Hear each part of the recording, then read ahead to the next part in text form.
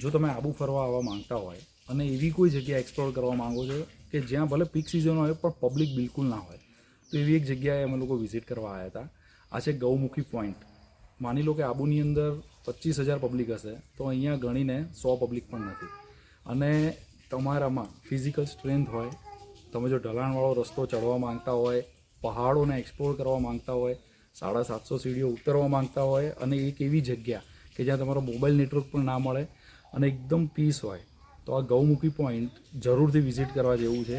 અહીંયા વશિષ્ઠ મુનિનો આશ્રમ છે અને ઐતિહાસિક અગ્નિકુંડ છે. આ એવી જગ્યા છે કે જે એક્સપ્લોર કરવા જેવી છે અને બિલકુલ જંગલોની વચ્ચે છે. આ સીડીઓ ઉતરવાની છે, રસ્તો પ્રોપર છે, પણ લોકોને હજુ ખબર જ નથી. અને જો આબુમાં આવ્યા અને જો આ જગ્યા ના આવ્યા તો તમે આબુમાં કશું નવું જોયું જ નથી. એટલે આ જગ્યા એક્સપ્લોર કરવા જેવી છે. તમને ટ્રેકિંગનો પણ આનંદ મળી જશે અને પહાડને બિલકુલ લગોલગ જગ્યા છે.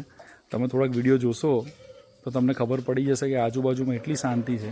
અને ગૌમુખી જે છે અહીંયાનું જે ઐતિહાસિક મંદિર છે એમાંથી અવિરતપણે પહાડોમાંથી પાણી પડે છે, એકદમ નેચર અને ઠંડુ. એટલે આ જગ્યા તમે અચૂકથી વિઝિટ કરજો તમે જ્યારે પણ માઉન્ટ આબુ આવો ત્યારે.